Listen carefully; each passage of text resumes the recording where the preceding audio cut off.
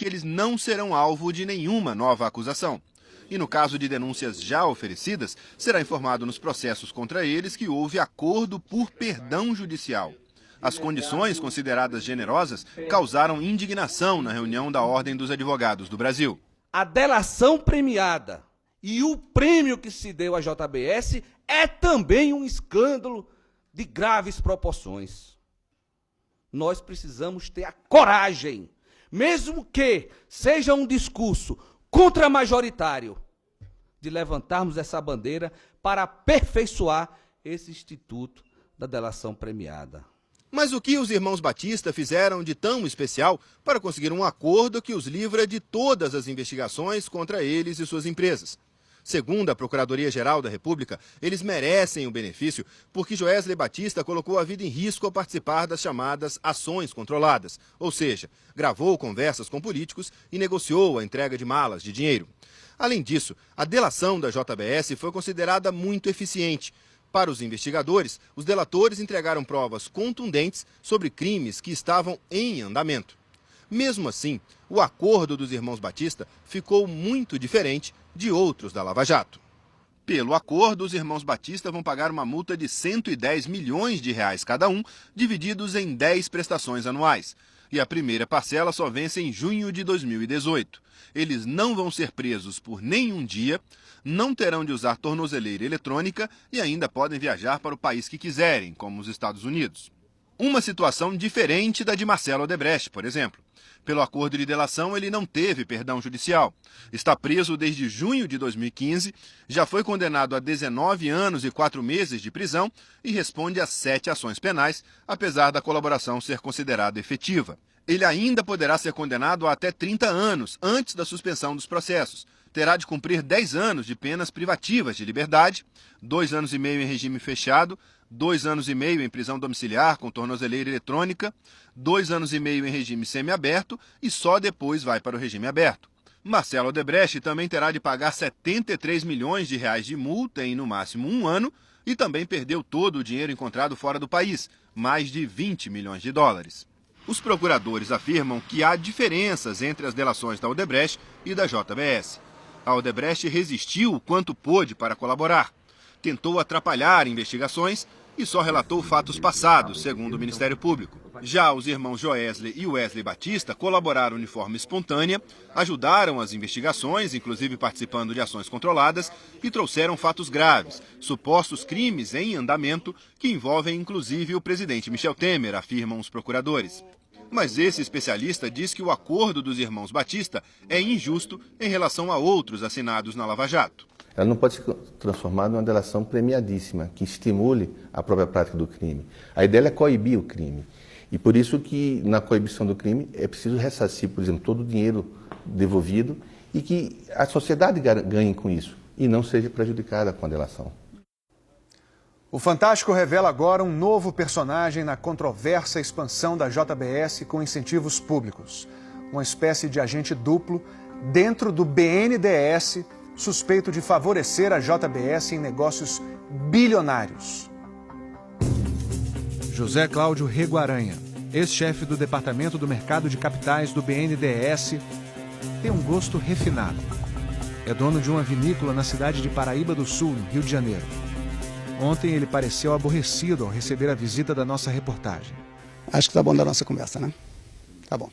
Bom dia. Aranha se aposentou do BNDES em 2009.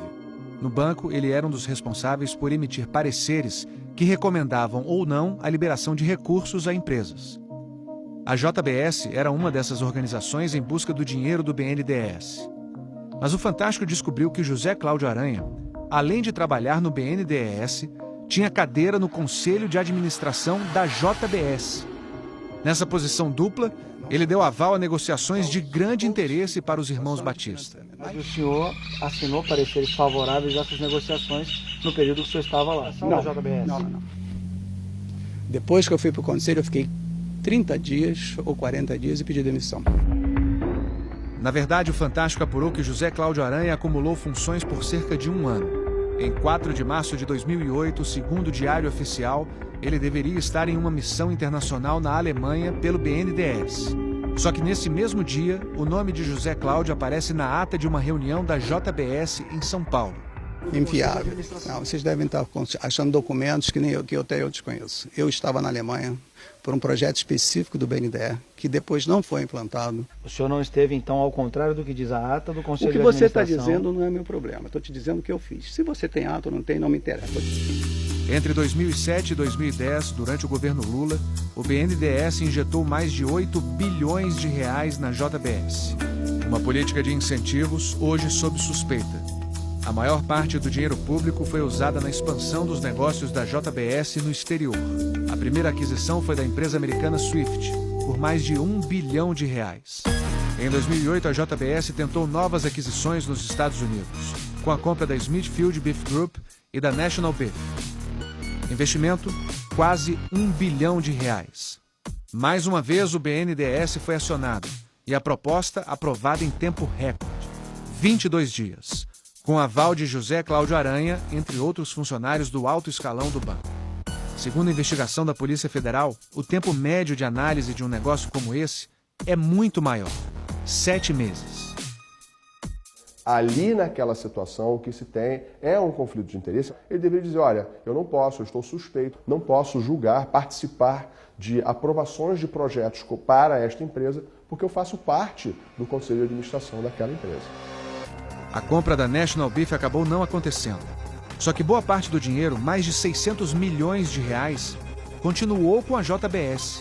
Não foi devolvida ao BNDES. O BNDES disse em nota que, na época, as normas internas não restringiam a participação de funcionários em conselhos de administração de empresas privadas.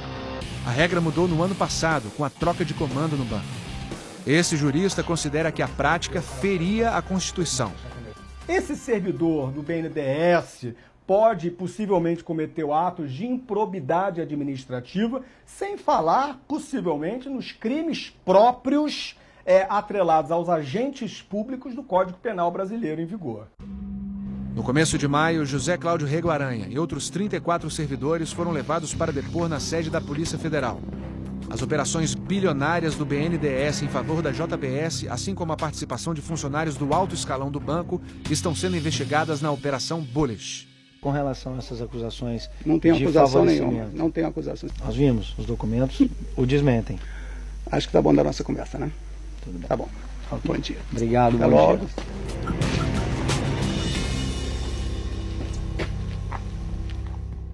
A JBS disse que o BNDES é um sócio relevante e, por isso, o banco participa do conselho administrativo da empresa. Mas agora os conselheiros do BNDES são independentes, representam o banco, mas não são funcionários dele. Atualmente, o BNDES tem direito a 2 cadeiras no conselho da JBS. E uma correção. Nós dissemos ainda há pouco que o delator Ricardo Saldi é executivo da JBS.